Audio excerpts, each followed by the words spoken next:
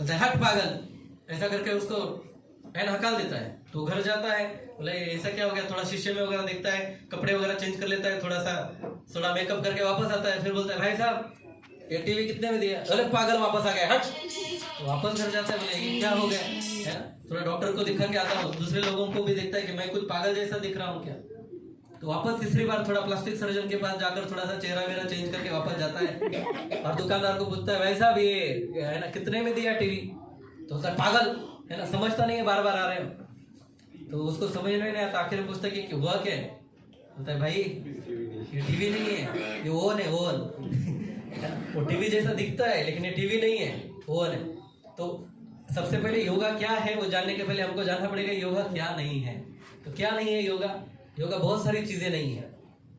योगा का उद्देश्य क्या है वो भी जानना पड़ेगा। जनरली लोग योगा क्यों करते हैं? लोग अभी जो योगा के नाम से लोग कर रहे हैं, प्राणायाम है ना, विविध अलग अलग प्रकार के आसन करते हैं, ये करते हैं, सांस की अंदर बाहर वो सब चीजें करते हैं। वो अच्छा है, किसके लिए अच्छा है? वो शरीर के लिए अच्छा है, हेल्थ के लिए अच्छा है। बट योग जो शब्द है उसका उद्देश्य है ही नहीं। क्यों हेल्थ अच्छा रखना चाहते हैं? क्योंकि लंबे समय तक जिएंगे, फिजिकली फिट रहेंगे, थोड़ा पावर आएगा, स्ट्रेंथ रहेगा, जिससे कि और अधिक मजा कर पाएंगे। ये उद्देश्य है ना। लेकिन योगा का उद्देश्य ये है ही नहीं। तो इसलिए योगा जानने के पहले क्या योगा नहीं है या फिर योगा का क्या उद्देश्य नहीं है वो सबसे पहले हमको जानना पड़ेगा। योगा का उद्देश्य ये नहीं है। तो योग जो शब्द है, यूज, ये संस्कृत शब्द से आता है जिसका मतलब है जोड़ना। जोड़ना, किसको जोड़ना? आत्मा को परमात्मा के साथ जोड़ना, इसको योगा बोलते हैं। तो योगा का to uniting soul with super soul, इसको योगा बोलते हैं। तो उसकी पद्धति अलग अलग हो सकती है, लेकिन सभी प्रकार के योग, चाहे कर्म योग हो, अष्टांग योग हो, ज्ञान योग हो या फिर भक्ति योग हो, उनका अंतिम उद्देश्य है कि उस प्रक्रिया के माध्यम से आप भगवान के साथ यदि नहीं जुड़ते तो फिर सब वेस्ट ऑफ टाइम है ना।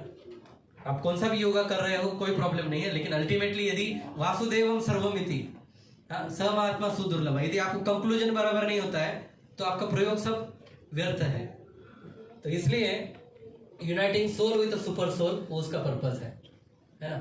ये भगवान का सुपर सोल का जो हृदय में रहता है ना, उनका रूप है, स्वरूप है। इस रूप में शंकर चक्र गदा पद्म धारण करते हुए भगवान हृदय में, इसी रूप में उन्होंने ध्रुव महाराज को दर्शन दिया था।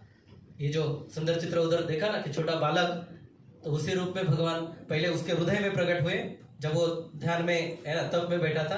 फिर उसके हृदय से वो गायब हुए, क्योंकि गायब हो गए तो उसकी तपस्या भंग हो गई। अरे वो दिख रहे थे किधर गए, और फिर वही भगवान उसके सामने प्रकट हुए। ध्रुव महाराज की स्टोरी कभी और बताएंगे। तो ये योगा है। तो इसलिए योगा समझाने के लिए भगवत गीता हमको इसको योगा लैडर बोलते हैं। अलग अलग प्रकार के योगा है। तो भगवत गीता में सभी योगों का अलग तरीके से वर्णन किया गया है। कर्म योग, फिर ज्ञान योग, फिर अष्टांग योग, भक्ति योग। तो अलग अलग जो लोग हैं ना, माता जी पूछ रही थी ना वो निर्वाण वगैरह, तो जो कर्म योग करेंगे है ना, तो थोड़ा प्रिंसिपल कर्मयोग करेंगे, तो निष्काम कर्मयोग करेंगे तो थोड़ा प्रिंसिपल लाइफ जिएंगे, ये करना ये नहीं करना है, उससे उनका थोड़ा सा बढ़ती होगा। जो ज्ञान योग है वो भगवान के निर्गुण निराकार रूप के ऊपर एक्चुअली मेडिटेट करते हैं। तो उनको यदि मोक्ष भी मिलता है तो वो निर्गुण निराकार ब्रह्म ज्योति के अंदर विलीन हो जाते हैं, जिसको निर्वाण या फिर अलग मोक्ष इस प्रकार के शब्द बोलते हैं।